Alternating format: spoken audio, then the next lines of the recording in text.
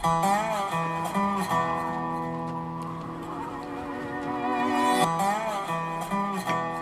fellas, I don't think this bum knows where he is. They call this place Valley of Violence. Why don't you back up before you find out why? You talk too much. Now, don't worry, everyone. You are gonna see a fight. Oh, I love a good fight. You gonna face me like a man or what? You started this. I'm gonna finish it too. Oh, he just spit on him. He just spit on Gilly. I am the Marshal here in Denton, and I can't have people thinking this kind of business goes on around here. So you find yourself another town, far away from here. We gotta keep our heads down, okay? He can't get away with this. He almost took your head off. I'm gonna end it, and I'm gonna prove to him what I am capable of. No. You're making a mistake. You should have never come up against me. That's a long way down.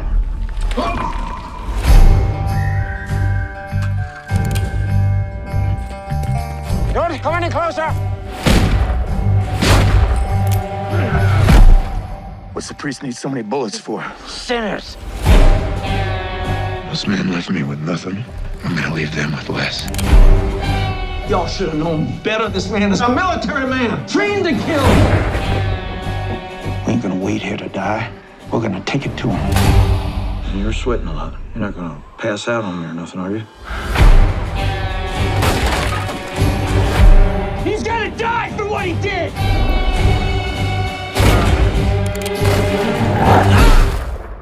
Tell me, how long did it take you to get your fat ass around that building? Guys, thanks so much for being here. Thanks for having us. Thanks for having us. Congratulations on making a Western. Thank you. It's a filmmaker is a real triumph. Absolutely. I mean, they've always said that Westerns are the hardest movies to get made. Was it difficult to get this made? They do. They say that you go a Western and science space. They say once you do one of those, you'll never go back. No, it was actually pretty. Is that easy. what they say? They do say that. They say it's a one and done thing. No, it was actually pretty easy to get made because I learned that if you write a Western, actors want to be in Westerns because there aren't so many of them. So it was actually a very easy movie to get cast. And, we very quickly got James and we got Ethan Hawke and we got John Travolta because everyone was so excited at the prospect of getting to go. Like, as a filmmaker, I was excited to do it. But as an actor, everyone's like, cool, we get to make a Western. What was your take on the Western going into it? Because it's very much a Western, but there are elements that you have chosen to put into the film that are very specific to this movie in terms of how you were approaching the Western. I think the language, for one thing, is one way of you approach it. It's very contemporary, and sometimes it kind of shifts back and forth just a little bit. And then also the town itself, you sort of just set it in very much a ghost town. Yes. Well, I think hopefully the tone of the movie is unique to me. That's the goal, I hope, because I wrote and directed it, so hopefully you kind of get a sense of that. But I think the goal with this movie is it's a movie that's about violence and about how violence affects people. So it's a really cool, like, revenge, Western kind of movie, but it's also, you see, all these sort of archetypes we're familiar with in Westerns, and then when they're faced with the violence that they're all kind of ready for, they just are not capable of handling it at all, and they all sort of crumble and hopefully act more like, a regular person or like I would in a situation where they think they want to be tough, and then when they finally are in this situation, they're in way over their heads. James, this is a great character for you. It's one of your great Thank you. performances. It's in my wheelhouse, right?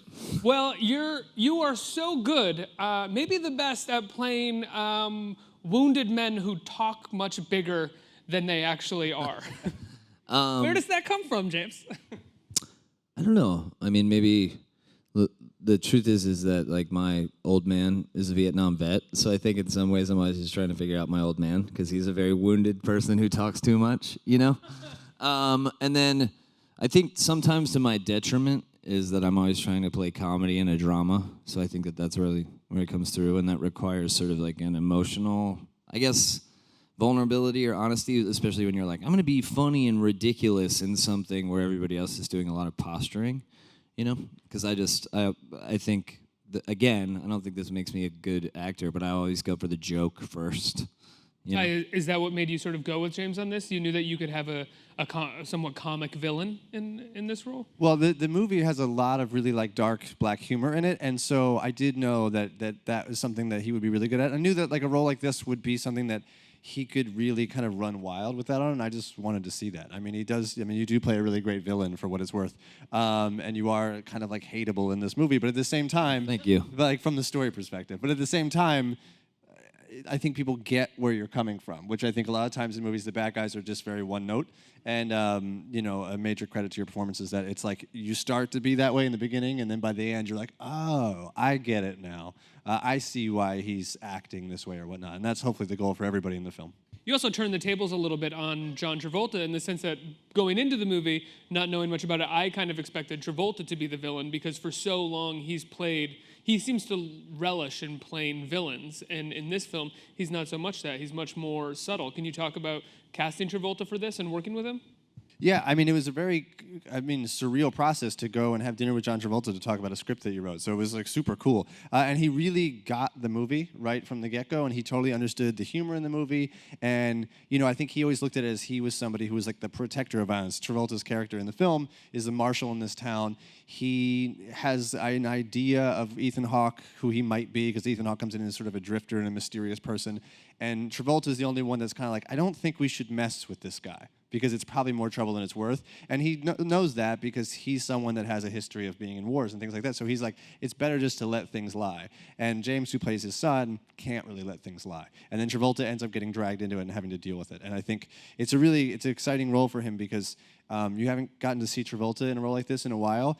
And he's just like really terrific. And he's really funny and really sincere. And he has like he's some really great moments in the film. And he's also, as I was saying to you in the green room, he's much more subdued, I think, than we normally see him. His last few roles, whether he's chewing scenery as a villain, wonderfully chewing scenery as a villain, or in The People versus O.J. Simpson, where he has massive eyebrows and like a weird sort of painted Those white teeth. face. Yeah. The Shapiro teeth.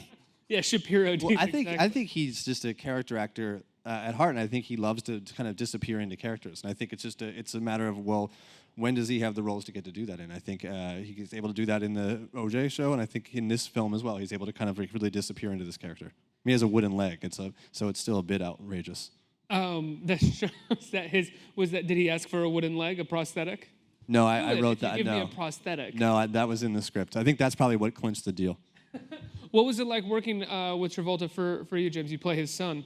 It was really fun. I have been kicking around sort of like as a journeyman character actor for years, and my experiences with most movie stars are pretty bad, right? Yeah, they're like not great people.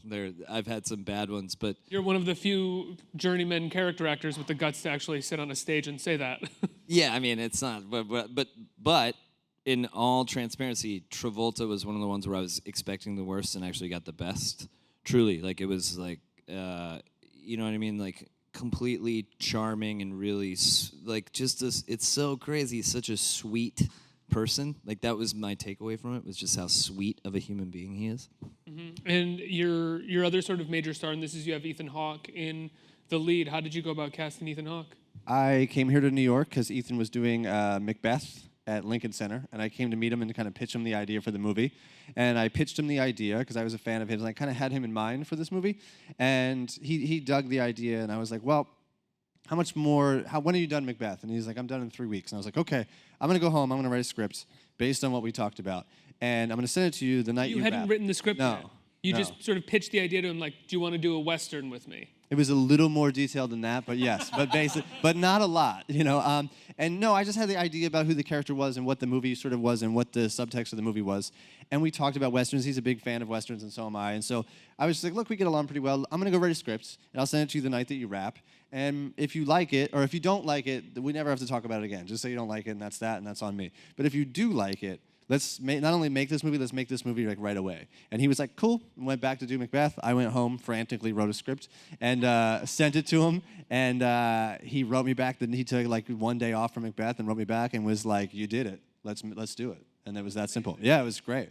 And what you say, you know, you love Westerns, Ethan loves Westerns. What were your sort of biggest influences in terms of westerns going into this movie? What were you thinking about? Because I feel like that's a genre where no matter who is going into a western, they have like their sort of top three that are at least in the back of their mind while they're on set shooting it. Yeah, I mean, as far as movies are concerned, certainly like the Dollars trilogy is a big one for me, or there's a great Clint Eastwood movie called High Plains Drifter. Those are big ones, Outlaw Josie Wales. But really where it came from is that I had just made a movie before this that was like all about realism, and it was a movie called The Sacrament, and it was a sort of a fake documentary pretending to be real, thank you. And it used a real brand and a real tragedy, and it was like all about confrontational, real, upsetting violence. But by the end of that, I was sort of exhausted by realism, and I was like, I want to make something that's like traditionally cinematic. And to me, the Western is the most traditionally cinematic American genre. So I just, and as a filmmaker, it's sort of the dream. So I just was like, well, let's see if we could pull this off. And I went and met with Ethan, and that started the snowball rolling. And I went home and wrote the script, and here we are. Now, The Sacrament is a found footage sort of horror movie, right? I mean, it's the Jim Jones. It's essentially the Jim Jones People's Temple massacre. I'm curious, going from that to this, which is a more sort of classically cinematic movie, what is more difficult as a filmmaker? Because I think found footage movies a lot of times get a bad rap. When I watch a found footage movie, I always think that looks harder than sort of being a director and sort of figuring out the storytelling in putting the camera wherever I want. When you're doing a found footage movie, the camera always has to be kind of like practically driven by the story. It's not harder, it's technical. So it's less about, you're focusing on so many things that are like this minutia of making it seem realistic, which in the context of that is really valuable and important. But again, like by the time the experience was over, I just was so sort of like bored with the idea of like my choices being all about making it seem like they actually put down the camera for a reason and things like that. And I think we accomplished it very well, and I'm very proud of the movie. I was like, I want to go back to doing like a movie, and I wanted to like not just go back to like another horror movie like that. I wanted to do something that was like the most cinematic, like American type filmmaking there is. And for me, that's always been, just having grown up on it, the Western. So it was to get out there with a 35mm camera in an open range and have a guy riding by on a horse. That's what I wanted to do, and I'm very fortunate to have been able to do it. James, what's it like being in a Western? Does it feel kind of like being a little kid getting to sort of play cowboys? And here's the thing about me. I don't really like horses. That's cool. I mean, it's, for me, I think if you get to travel to a place that isn't, like, you're not shooting in because of a tax write-off, then I always feel lucky. And so we got to go to Santa Fe, and you're out in the middle of this, like, really beautiful part of the country, and that's always the more interesting part to me, I think, is just traveling to a place that I've never been to before that has some sort of scenic element where I'm like, oh, this is just, like, awesome to be here for my life. You know, as a memory. I mean, was where you shot actually that like a little town or like a little area that was already built? So yeah, it was the set from 310 to Yuma, and I think the ranch belonged, or maybe still belongs, to Tom Ford, I think, at this point, and it was about 45 minutes south of Santa Fe, New Mexico.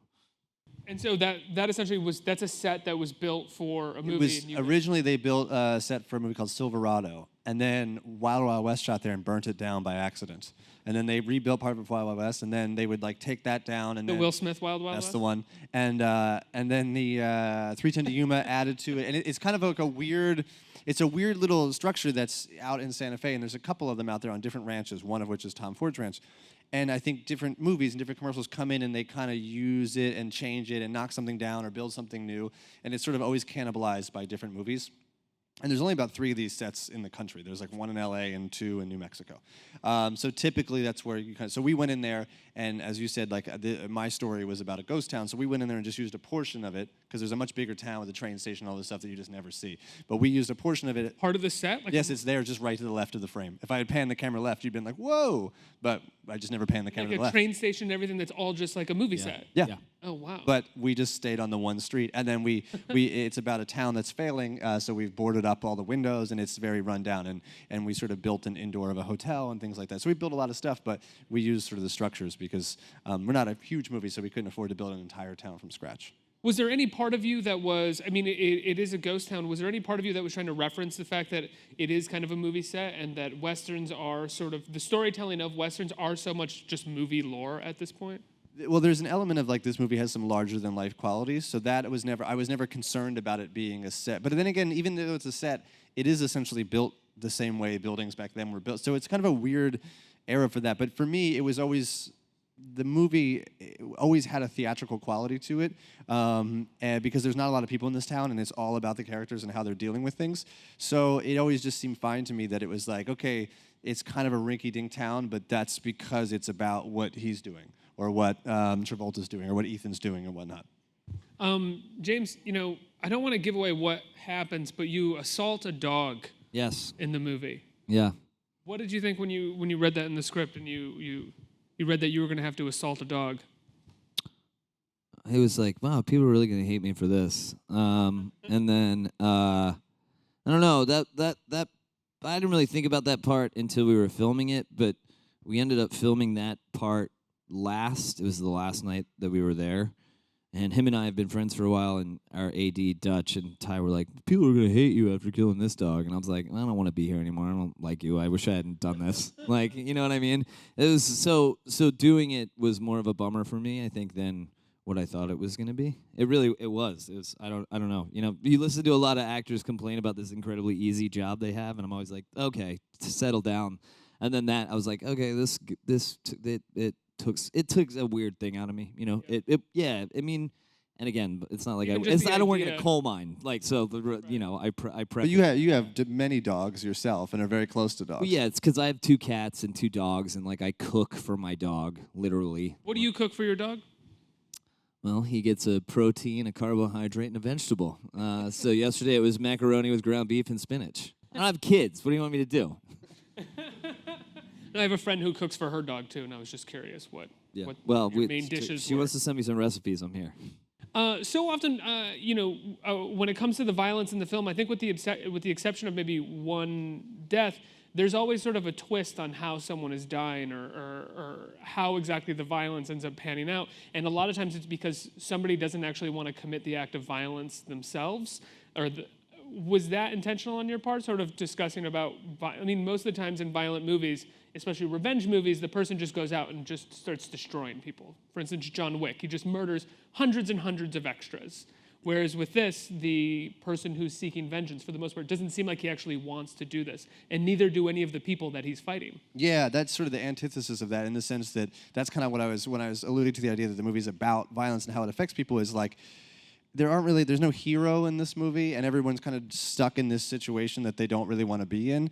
And yeah, you want so-and-so to kill so-and-so for revenge, but when you start to learn about the person he's going to kill's family, and you realize, like, it was something you kind of get dragged into, you're like, ugh, this is complicated. And I think that's the thing about violence, is that on screen, it's a lot of escapism, and people really love to watch violent movies, myself included.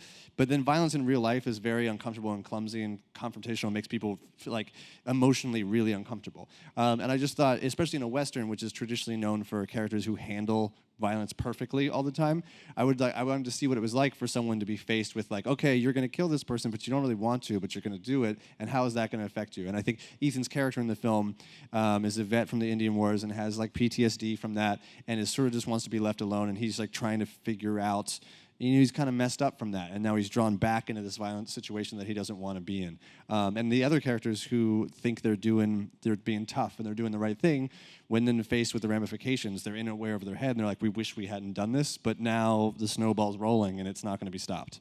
You're primarily known as a horror director. Just from before this, the few horror movies that you made, and horror movies are typically known as extremely violent and sort of violent most of the time without sort of meditation before it. I think your films have always been a little bit different than that, where the violence has been somewhat sparse and minimal in those films. Do you feel like, as much as you said you like watching violent movies, you have a much different relationship when it comes to violence, especially within the genres that you work in? Hard for me to say. It's interesting to hear you say that, and I hope that's true, because it sounds great. But I think, for me, to me, what makes violence work, or what makes horror work, or what makes suspense work, as a filmmaker, to cause like a visceral effect for people, which is the goal, is contrast. So the reason my films typically have a sparse amount of violence is that I feel like so many movies you see and you expect that it's coming and you're so used to it that it's just like another scene of 50 people getting killed, like big whoop. But then there's a moment where like you'll see a movie where something really affects you and makes you uncomfortable, and generally that's because there's enough of like the non-horror part of the movie to where you're invested in the movie or in the characters or whatever it may be, that when something violent happens or when a character drops out of a movie for dying or something, it actually affects you. And that's always been really fascinating to me as a filmmaker, because you're essentially, with these suspense films, kind of manipulating an audience while they watch it. And so I feel like you have to kind of zig when they think you're going to zag in order to pull it off. Otherwise, we're such a hip postmodern audience now that we kind of see everything coming. And I think even with this movie, you may see where the plot's going, but this movie's not really about the plot. It's about how these people are reacting to the plot. So it's less of a reaction to how movies are usually made and how violence is usually made, and more of just sort of a way to rope the audience in and actually tell a sort of more impactful story. It's definitely both. I think there's definitely a commentary in this film, like subtextually, about what violence is for people and what it's like on screen. But then just from a craft standpoint, yeah, it's also trying to, the only way I can get you to understand that subtext is if I keep you engaged. The only way I think I can keep you engaged is by like subverting your expectations. Are you planning on moving back into horror after this, or are you sort of genre jumping even more? I don't know. I made about 7 horror movies in a row, which is quite a bit. That's a long time to be kind of killing people.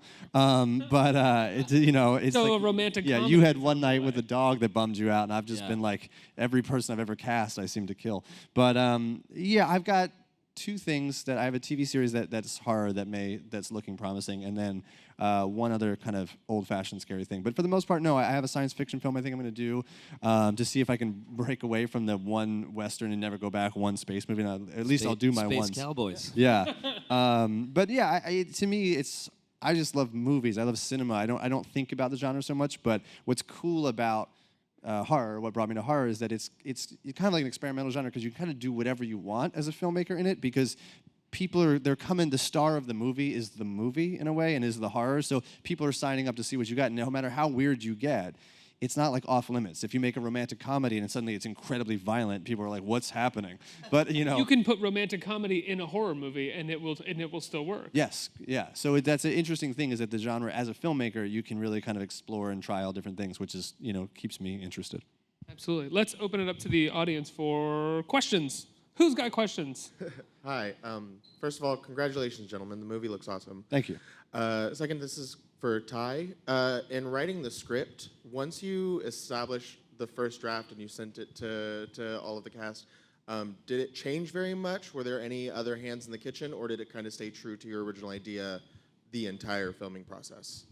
It stayed pretty true. I mean, it got better, and it got better because I got to work on it more, and it got better because people gave me ideas that were better than my ideas. So it like kind of evolved into what it is. And then when you get there and you find the real location, you kind of have to rewrite it for that. So it's always this kind of, as a writer-director, you're always kind of morphing it as you go. But the gist of the movie is this. I don't know. Would you say the first script you read and the one we shot are pretty much? There's nothing in there that I can remember that I was thinking is like a massive change. You know, I mean, it's like as you start building towards production, you're like, oh, we have to sort of move this or shift this around just because we don't have as many days. You know, but story and sort of dialogue and the way I remember it was the way we shot it. Yeah, it's from my perspective, the movie that I wrote and the movie that we made is the same movie. Next question.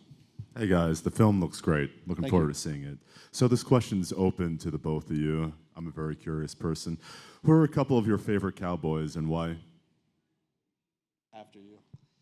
I was just thinking about this earlier. Probably Thelma and Louise. People don't realize that's a Western. You know what I mean? Like that's one of the coolest Westerns. You know, Ridley Scott Western. Yeah, I don't know. Thelma and Louise. I'm trying to think. Mad Max. That's another cowboy. You know. So both the Tom Hardy and the Mel Gibson, as unpopular as that sounds right now, I like as cowboys. Yeah, I mean, I think to me, like Man with No Name, Clint Eastwood is kind of the classic for me. Also, perhaps unpopular, but yeah, I don't know. Dean Martin, Rio Bravo. I'll do that one. Yeah, but wait, what Peck and Paul movie was Bob Dylan in? He played Billy the Kid. Pat Garrett and Billy the Kid. Yeah. Right. Or we could branch. I could say like Easy Rider is sort of something like that. I would say Yeah. the two of them in that Do you movie. go for Fonda or Hopper? I go Hopper. I go Hopper. Yeah. I go Hopper because of the acid. Yeah. Or just anything with Warren Oates. I think is pretty good. He's a classic. Oh yeah, absolutely. I think we have time for one more question. Hey Hey everyone. Wait, hold on. Is Chris Christopherson a good cowboy? That's a question I want to That's like that's like, is pizza still good even when it's bad pizza? Do you know what I mean? Okay, sorry, go ahead.